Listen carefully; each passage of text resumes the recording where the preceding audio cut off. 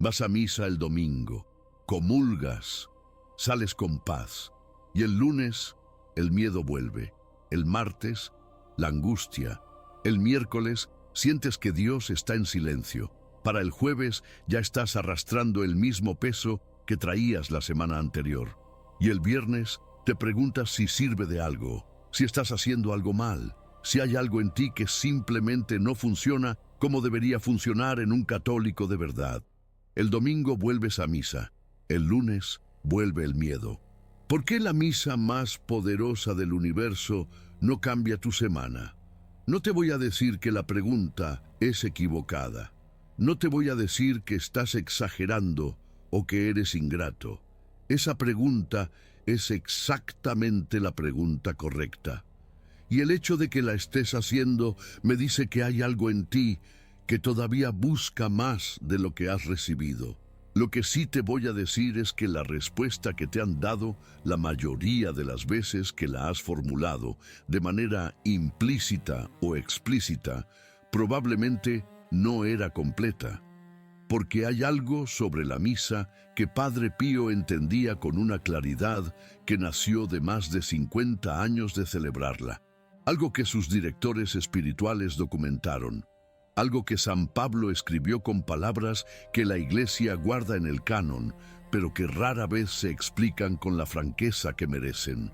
Y ese algo tiene que ver con lo que ocurre antes de que el sacerdote diga las primeras palabras, con lo que ocurre durante el momento más sagrado de la celebración, y con lo que ocurre en los 15 minutos después de que recibiste la comunión y saliste por esa puerta. Eso es lo que quiero hablar hoy. Padre Pío celebraba la misa de una manera que nadie que la hubiera presenciado podía olvidar. Sus misas en San Giovanni Rotondo duraban entre 2 y 5 horas, no porque el rito lo requiriera, porque él no podía acelerarlo. C. Bernard Ruffin, en la biografía académicamente más rigurosa que existe sobre el santo, documenta algo que los fieles que esperaban en la pequeña iglesia describían con una coherencia que ningún investigador serio ha podido desestimar. Durante la consagración, Padre Pío lloraba. No lágrimas discretas de emoción espiritual. Llorar hasta perder la voz. Llorar hasta necesitar tiempo para recuperarse antes de continuar. Los que estaban en las primeras bancas podían escucharlo. Y lo que describían no era el llanto de alguien conmovido por un símbolo hermoso. Era el llanto de alguien que veía algo. El padre Alessio Parente, que convivió con él en San Giovanni durante años y documentó su testimonio en Have Mercy on Me, escribe que Padre Pío no describía la consagración como un momento litúrgico. La describía como el momento en que el Calvario se hacía presente, en que el sacrificio que ocurrió una vez en la historia se actualizaba en ese altar, en ese instante, con una realidad que no era metáfora. Lloró durante toda la consagración durante décadas y dijo, con palabras que sus hijos espirituales preservaron: preferiría morir 1000 veces antes que perder una sola misa. No por disciplina religiosa, no por cumplimiento del precepto dominical, porque la misa era, para Padre Pío, el mayor acto espiritual posible en este mundo, el único acto que hace presente el sacrificio de Cristo, no como recuerdo, sino como realidad. Hay personas que asisten a misa con esa conciencia, y hay personas que asisten porque es domingo y toca. La diferencia entre esas dos personas, sentadas en el mismo banco, en la misma iglesia, escuchando las mismas palabras, no es solo de temperatura emocional, es de disposición del alma. Y la disposición del alma determina lo que la misa puede hacer en esa semana que viene. Necesito llevarte a algo que San Pablo escribió y que la mayoría de los católicos que asisten a misa fielmente nunca ha escuchado explicado con la claridad que merece. Es la primera carta a los Corintios, capítulo 11, versículos 27 al 30. Pablo dice esto: el que coma el pan o beba el cáliz del Señor, indignamente será reo del cuerpo y de la sangre del Señor. Que cada uno se examine a sí mismo, porque el que come y bebe sin discernir el cuerpo, come y bebe su propia condenación. La parte que más se cita es esa, el comer indignamente en pecado grave. Eso lo conocemos, pero Pablo no termina ahí. Versículo 30. Por eso hay entre vosotros muchos enfermos y debilitados, y muchos duermen. Pablo está describiendo una comunidad que se enferma, que se debilita, que muere antes de tiempo. Y la causa que señala no es el pecado grave de comulgar sacrílegamente. La causa es no discernir el cuerpo. En griego el texto dice mediacrino soma, no distinguir el cuerpo, no reconocer lo que está presente, estar físicamente en el momento más sagrado del universo con la mente en otro lugar. El padre José Antonio Fortea, en su Summa Daemoniaca, articula algo sobre este versículo que la primera vez que lo leí me dejó sin palabras. Fortea distingue entre dos tipos de indisposición en la misa. El primero es la indisposición grave, la que todos conocemos, comulgar en pecado mortal sin confesión previa. El segundo es lo que él llama vacío de recepción, el alma que llega a la misa, que no está en estado de pecado grave, que cumple la obligación dominical con honestidad, pero que durante la consagración está pensando en la conversación que tuvo ayer, en lo que va a comer después, en el partido de la tarde, en el problema del trabajo que no puede soltar. La gracia está presente, Cristo está presente, el sacrificio es real, pero el alma no está ahí para recibirlo. Fortea lo describe con una imagen que no he podido olvidar desde que la leí.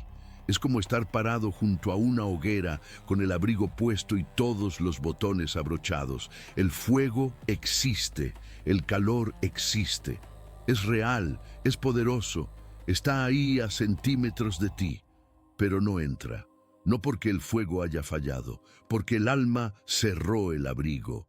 Y aquí es donde tengo que hablar de lo que yo hacía durante años sin saber que lo hacía. Iba a misa los domingos, desde pequeño, primero con mi madre, después con Lucía, después solo cuando los hijos se fueron y Lucía ya no podía ir. Nunca falté voluntariamente, nunca dejé de comulgar sin confesión cuando sabía que no debía.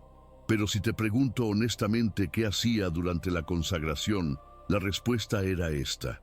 Estaba ahí, en el sentido físico, de pie después de rodillas, con los ojos más o menos hacia el altar. Pero mi mente estaba en la lista de cosas que tenía pendientes, en la conversación que había tenido el viernes con uno de mis hijos, en el problema de la gotera del techo que llevaba semanas sin resolver, en si había dejado apagada la estufa antes de salir. Nunca lo llamé distracción, lo llamé la vida. Cuando el párroco de Guadalupe me presentó los escritos de Padre Pío, 2 años después de la muerte de Lucía, fue la primera vez que alguien me explicó que eso que yo llamaba la vida tenía un nombre teológico preciso: no discernir el cuerpo, y que Pablo había descrito sus consecuencias con una franqueza que ningún predicador moderno reproduce en la homilía del domingo. Padre Pío enseñó algo a sus directores espirituales que los biógrafos documentan con una claridad que no deja lugar a la interpretación cómoda. Él hablaba de lo que llamaba la ventana de gracia de la misa. No en esos términos exactamente, pero el principio estaba en sus cartas, en su dirección espiritual, en lo que enseñaba a los fieles que llegaban a él y le describían exactamente lo que tú me describes, que iban a misa con fidelidad y que su semana seguía siendo un peso que la misa no aliviaba. Padre Pío les preguntaba siempre lo mismo: ¿qué haces durante la consagración? No que rezo, no que siento. ¿Qué hace tu mente en el momento exacto en que el sacerdote eleva la hostia? La respuesta que más recibía era la que yo te daría: estoy ahí, Intento estar presente, pero la mente va y viene, y Padre Pío les explicaba algo que el Padre Benedetto Nardella documentó en su correspondencia con el santo. La gracia de la misa no opera automáticamente, opera a través de la disposición del alma que la recibe. El sacramento de la Eucaristía, enseña Santo Tomás de Aquino en la Summa Teológica, tercera parte, cuestión 83. Es el sacrificio de Cristo actualizado, no un memorial simbólico, no una representación devota. La misma realidad que ocurrió en el Calvario, presente en ese altar, en ese instante. Pero la gracia que ese sacrificio genera para el creyente individual depende de la capacidad de recepción de ese creyente. Un recipiente cerrado no recibe, y la consagración es el momento en que el recipiente está al lado de la fuente más grande que existe en este mundo. 30 segundos, 40.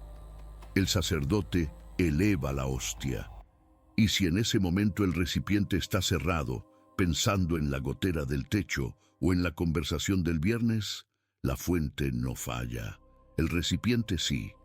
Ahora déjame hablarte de algo que va antes de la misa, porque el error no empieza durante la consagración, empieza antes de salir de casa. Padre Pío se preparaba para la misa, no de manera complicada, de manera deliberada.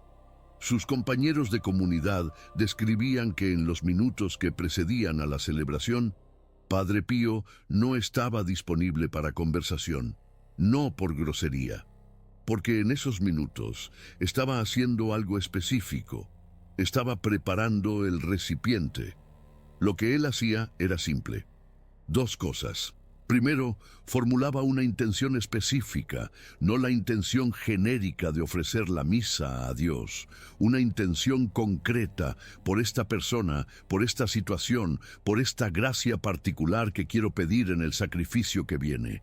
La intención específica no es un elemento menor de la devoción popular.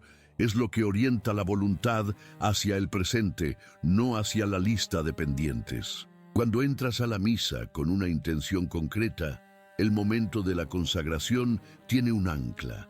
Tu mente sabe por qué está ahí. Hay algo específico que está poniendo en el altar. Sin esa intención, la mente flota. Entra en el espacio sagrado sin dirección y busca algo en que posarse. Y lo que encuentra casi siempre es la gotera del techo.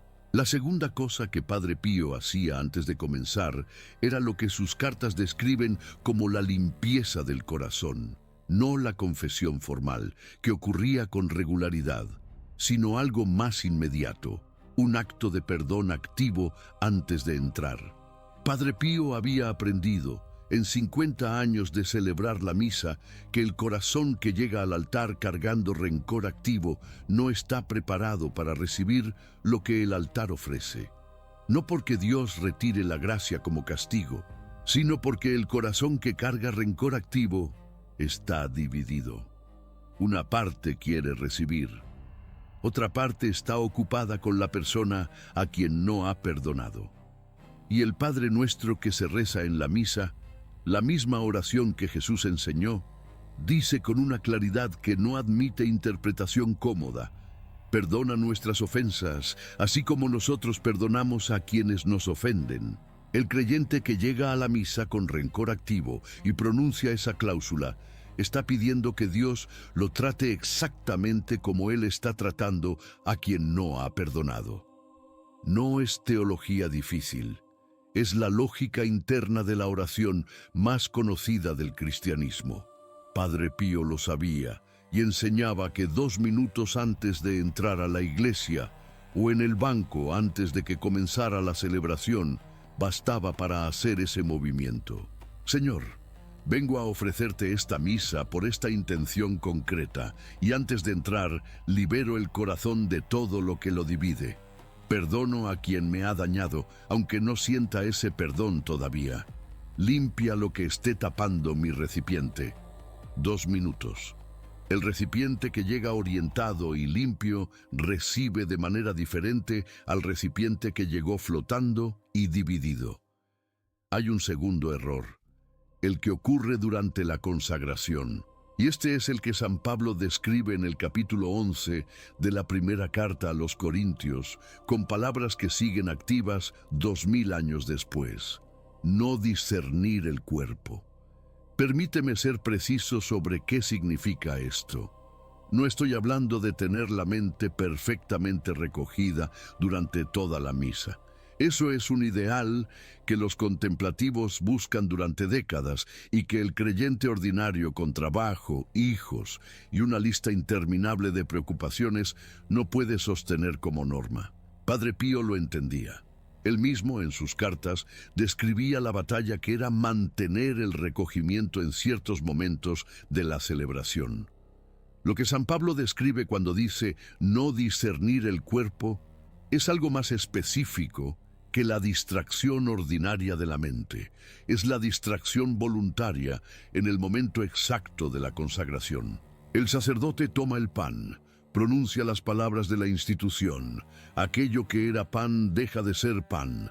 La segunda persona de la Santísima Trinidad está presente en esa hostia que se eleva sobre el altar, y en ese momento, 30 segundos, 40, mientras el sacerdote eleva la hostia y el silencio se hace más profundo, la mente del creyente elige, de manera que no siempre es consciente, pero que tampoco es enteramente involuntaria, estar en otro lugar. Ese es el vacío de recepción que Fortea describe, no el pecado grave de la comunión indigna, el gesto silencioso de estar físicamente presente ante la mayor realidad de este mundo y mentalmente ausente. Pablo dice que ese gesto produce consecuencias físicas. Muchos enfermos y debilitados, muchos que duermen.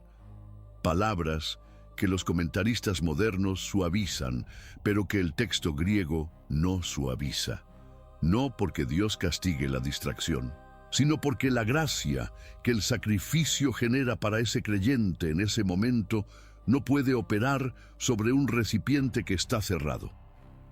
Y la debilidad que Pablo describe es, en parte, la debilidad de quien lleva años celebrando la misa dominical con el recipiente cerrado durante el único momento en que la fuente está abierta de par en par.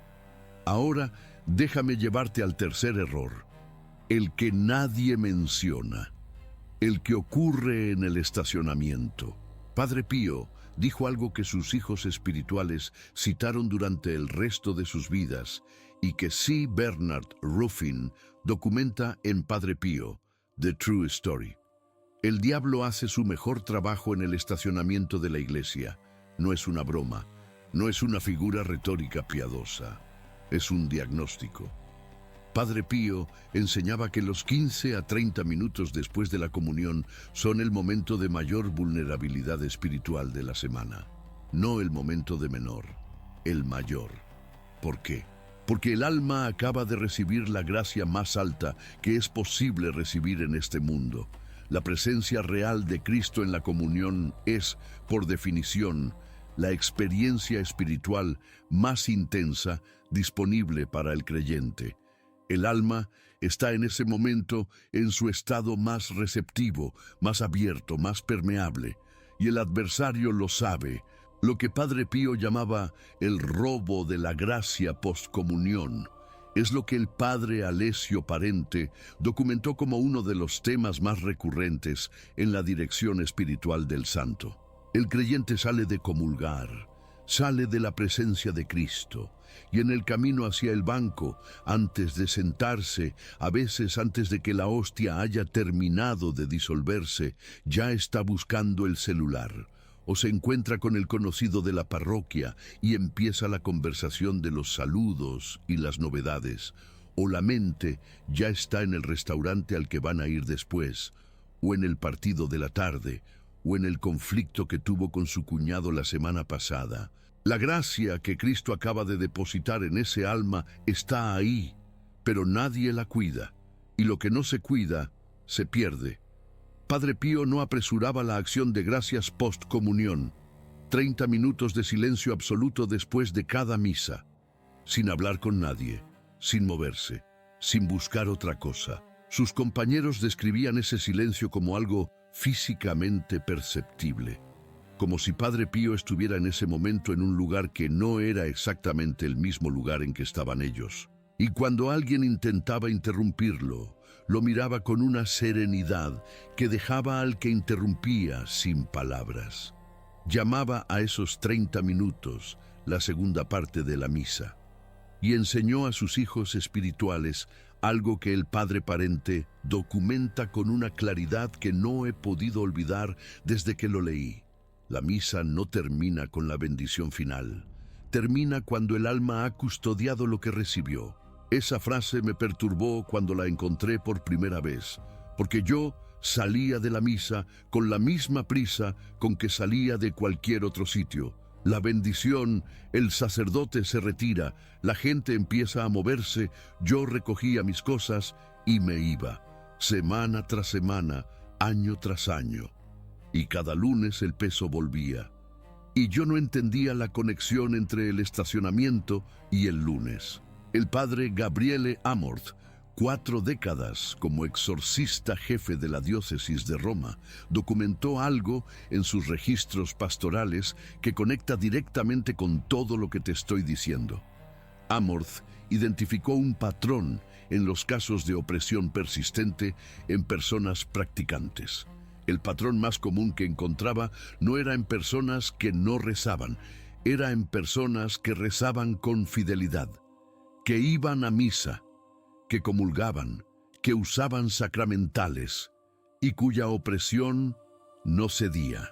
En su análisis de esos casos, Amorth encontró con una consistencia que él mismo documentó como alarmante que la mayoría incluía lo mismo: la asistencia a misa sin participación activa durante la consagración y la ausencia de acción de gracias post-comunión. Amorth no lo describía como causa de la opresión, lo describía como la razón por la que la opresión no cedía a pesar de la práctica religiosa. El alma que no recibe la gracia completa de la misa porque el recipiente está cerrado durante la consagración y que pierde la gracia que sí recibió porque no la custodia después, es un alma que practica la fe con fidelidad, pero que lleva su semana espiritualmente hambrienta. Y el adversario sabe cuándo hay hambre. No tiene que hacer mucho trabajo donde el alma ya está débil por falta de alimento. Lo que Amorth documentó no era que esas personas estuvieran fallando en su fe. Era que nadie les había explicado que la misa tiene 3 momentos, no uno, y que los 3 importan. Hay algo que quiero decirte antes de llegar al protocolo. Nada de lo que te he dicho hasta aquí tiene como objetivo producir culpa. Conozco esa culpa, la viví. Años después de la muerte de Lucía, cuando empecé a entender lo que te estoy explicando ahora, hubo semanas en que lo primero que sentí fue rabia. Rabia de haber pasado décadas asistiendo a la misa más poderosa del universo y haberla recibido con el abrigo puesto. Pero Padre Pío no enseñó culpa, enseñó corrección. La diferencia entre un error que produce culpa y un error que produce corrección es simple.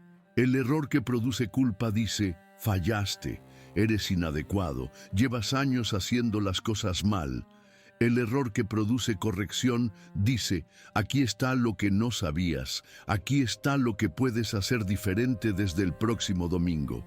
Lo que te estoy explicando hoy es lo segundo. No llevas años haciendo las cosas mal con mala voluntad. Llevas años haciendo lo que nadie te explicó de otra manera. Ibas a misa porque ibas a misa. Comulgabas porque comulgabas. Salías porque la misa había terminado. Eso no es falla moral, es falta de instrucción. Y la falta de instrucción se corrige, el protocolo de la misa completa. Son 3 momentos, no rituales elaborados, no prácticas difíciles de sostener. 3 gestos concretos que corresponden a los 3 puntos que te he estado describiendo.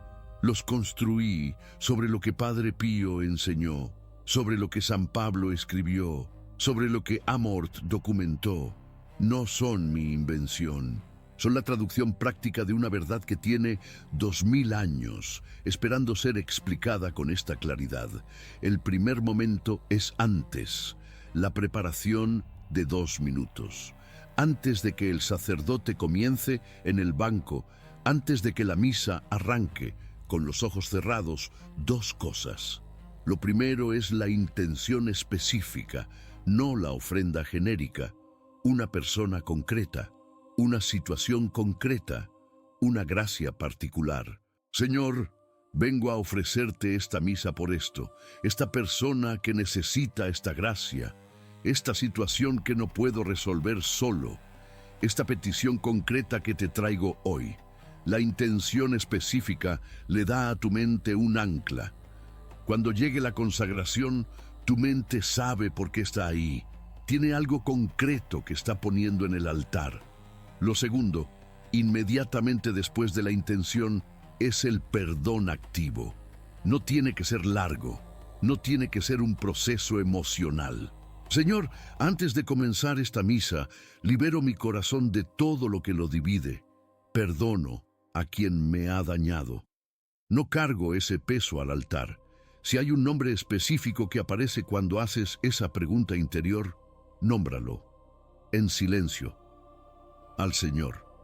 Un acto de voluntad, aunque el sentimiento no acompañe, ese es el gesto que abre el recipiente antes de que la fuente esté al máximo. 2 minutos, antes de que el sacerdote diga las primeras palabras. El segundo momento es durante, los 30 segundos de total presencia en la consagración.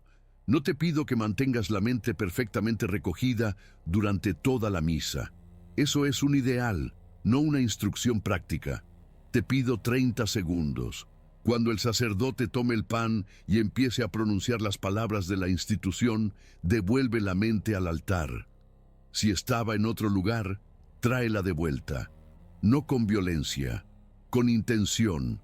Y cuando se eleve la hostia, di internamente una sola vez, con fe: Señor Jesús, te veo, estoy aquí, recibo todo lo que tu sacrificio me ofrece ahora. No es fórmula mágica, es el acto de discernimiento que San Pablo describe, es el gesto que dice: reconozco lo que está presente. No estoy al lado de la hoguera con el abrigo puesto, el abrigo está abierto, 30 segundos de total presencia.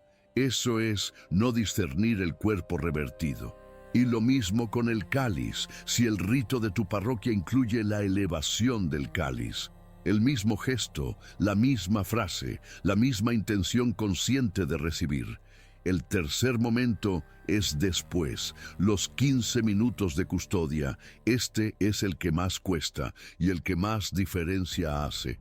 Después de comulgar, no salgas corriendo al estacionamiento. No busques el celular, no empieces la conversación de las novedades con el conocido de la parroquia. 15 minutos. Puedes quedarte en el banco, puedes quedarte en el auto en el estacionamiento, con los ojos cerrados, puedes caminar despacio hacia el auto mientras la mente permanece en silencio.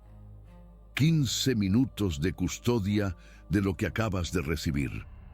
Lo que puedes decir en esos minutos, o simplemente sostener en silencio, es esto: Señor, lo que acabas de depositar en mí, ayúdame a custodiarlo toda la semana. Que esta gracia sea el punto desde el que camina mi lunes, mi martes, mi miércoles. Que no la pierda en el estacionamiento. Padre Pío llamaba a esto la segunda parte de la misa. No terminó con la bendición. La bendición es el sello, la custodia es la segunda parte. Y la semana que viene después de una misa con los 3 momentos activos no es la misma semana que la que viene después de una misa con el recipiente cerrado durante la consagración y la gracia perdida en el estacionamiento. Eso lo garantizo con el testimonio de 50 años de misas de Padre Pío. Y con el patrón que Amorth documentó al revés, lo que cedía la opresión en personas practicantes cuando implementaban exactamente esto. Quiero contarte lo que me ocurrió cuando empecé a aplicar esto. Tenía ya varios años de viudo. La muerte de Lucía me había sacudido de manera que cualquiera entiende si ha pasado por algo parecido. Y uno de los efectos que tuvo sobre mi práctica religiosa fue algo que no esperaba. Me volvió más fiel en la forma y más vacío en el contenido. Iba a misa con más regularidad que nunca. Me sentaba, respondía las partes que corresponde responder, comulgaba y salía. Y el peso de esa semana era el mismo que el de la semana anterior. Durante 2 años creí que era el duelo, que el dolor de haber perdido a Lucía simplemente hacía que Dios pareciera más lejano. Cuando el párroco de Guadalupe me presentó las cartas de Padre Pío y empecé a leer, una de las primeras cosas que encontré fue esto: la misa no puede recibirse pasivamente. No en el sentido de que requiera perfección, sino en el sentido de que el alma que asiste, sin traer nada, sin orientar la voluntad hacia lo que está ocurriendo, sin custodiarlo después, está en el banco, pero no está en la misa. Y yo llevaba 2 años en el banco. El primer domingo que apliqué los 3 momentos que te estoy describiendo, no ocurrió nada cinematográfico. No hubo visión. No hubo voz del cielo, no hubo transformación instantánea que pudiera señalar con precisión. Lo que ocurrió fue más silencioso que eso. El lunes no tuvo el mismo peso que los lunes anteriores. No fue una semana sin problemas. Los problemas estaban ahí, la gotera seguía goteando. Las tensiones con uno de mis hijos no habían desaparecido, pero había algo diferente en la manera en que los cargaba. Era como si el lunes hubiera salido de un punto diferente al del domingo anterior, no de vacío, de algo que había recibido y custodiado. Padre Pío no prometió semanas sin dificultad, prometió algo diferente y más real. Prometió que la gracia de la misa, recibida con la disposición del alma correcta y custodiada con los 15 minutos de la segunda parte, tiene potencia para toda la semana. No para eliminar los problemas, para darte lo que necesitas, para cargarlos desde un lugar diferente. Hay algo más que quiero decir antes de terminar. Es sobre el momento exacto de la consagración. ¿Y por qué los 30 segundos importan tanto más de lo que parece? Los teólogos escolásticos, siguiendo a Santo Tomás, describen la consagración como el momento de la transustanciación, el instante en que la sustancia del pan deja de existir y la sustancia del cuerpo de Cristo ocupa su lugar. La apariencia sigue siendo la misma: pan al tacto, al olfato, a la vista, pero la realidad es otra completamente. En ese instante, el sacerdote está frente a lo que Pablo llama el cuerpo del Señor, y los fieles en los bancos están frente a lo mismo. La pregunta que Padre Pío hacía, que San Pablo hace implícitamente con sus palabras sobre el discernimiento, es una sola. ¿Tú lo sabes? En ese momento, cuando el sacerdote eleva la hostia, sabes con todo tu ser que estás frente a Cristo, no como abstracción teológica, como realidad presente, ahora mismo, en ese altar. Si la respuesta es sí, los 30 segundos de total presencia no son un esfuerzo, son una consecuencia natural. Si la respuesta es que lo sabes en teoría, pero tu mente está en la gotera del techo, entonces lo que San Pablo dice es verdad para ti en ese momento. No estás discerniendo el cuerpo, y la gracia que esa presencia genera para ti específicamente en esa misa, en ese domingo, depende de si el recipiente está abierto o cerrado en esos 30 segundos. Padre Pío lloró durante la consagración durante décadas, porque lo que él veía en el altar en ese momento lo hacía llorar. No por disciplina espiritual, por percepción directa de lo que estaba ocurriendo. Nosotros no tenemos la percepción de Padre Pío, pero tenemos la fe que produce el mismo efecto práctico que la percepción. La fe que dice: sé lo que está aquí. No lo veo como Padre Pío lo veía, pero lo creo, y creyéndolo, abro el recipiente. Eso es suficiente. Eso es lo que Dios pide. Déjame cerrarte esto con algo que el padre Alessio Parente documentó sobre las misas de Padre Pío en los últimos años de su vida. El santo tenía ya los estigmas desde hacía décadas, las heridas en las manos y en el costado que nunca habían cerrado. Y en los últimos años, cuando la salud lo limitaba y la misa que antes duraba 5 horas tenía que acortarse, había un momento en que Padre Pío se negaba a apresurarse. La consagración. No importaba cuánto dolor tuviera, no importaba si los superiores esperaban que terminara antes. En el momento de la consagración, Padre Pío se tomaba el tiempo que la consagración requería. Sus compañeros preguntaron una vez por qué. ¿Por qué ese momento específico y no otro? La respuesta que quedó documentada fue esta: porque es el único momento en que soy el celebrante de un sacrificio que trasciende el tiempo. En ese instante, el Calvario está aquí, Cristo ofrece aquí. Y si apresuro ese momento, ya no estoy celebrando el sacrificio de Cristo. Estoy celebrando mi prisa. El sacerdote que tenemos en nuestras parroquias no tiene la percepción de Padre Pío, pero nosotros, los que estamos en los bancos, podemos honrar ese momento de la misma manera que el santo lo honraba, con 30 segundos de total presencia, con el recipiente abierto, con la conciencia de que lo que está ocurriendo frente a nosotros no es una representación, no es un símbolo, no es un memorial, es el Calvario actualizado. Y si el Calvario está presente en ese altar, la pregunta que Emiliano lleva años haciéndose, la pregunta que tú también te haces, deja de ser ¿por qué la misa no cambia mi semana? La pregunta que vale la pena hacerse es ¿qué ocurriría si llego al Calvario con el recipiente abierto y me quedo los 15 minutos después custodiando lo que recibí? Eso es lo que Padre Pío vivió 50 años. Eso es lo que San Pablo describió con palabras que siguen esperando ser tomadas en serio. Y eso es lo que el protocolo de la misa completa traduce en 3 gestos que cualquiera puede ejecutar a partir del próximo domingo.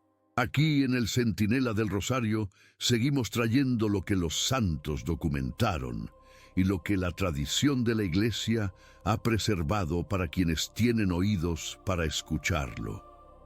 No como doctrina complicada, no como exigencia de perfección espiritual que pocos pueden alcanzar, como instrucción práctica para quienes van a misa con fidelidad y sienten que algo les falta, para quienes el lunes vuelve pesado a pesar del domingo, para quienes se preguntan en algún lugar honesto si hay algo que no están haciendo bien.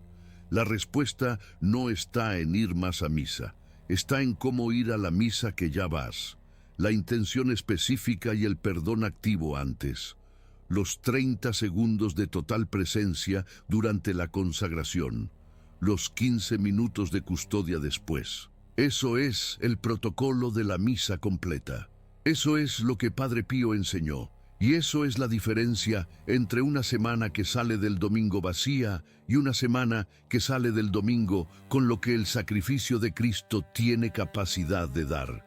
Si hay alguien en tu familia, en tu comunidad, que va a misa fielmente y siente que la misa no alcanza a sus lunes, comparte esto con ellos, porque puede ser que nadie les haya dicho nunca que la misa tiene 3 momentos, no uno. Y que los 3 son asibles hoy mismo, sin más preparación que la que te he dado en este video. El próximo domingo, la preparación de 2 minutos, los 30 segundos durante la consagración, los 15 minutos de custodia después, 3 momentos, la misa completa, que el rosario sea tu escudo esta noche, que Dios te bendiga.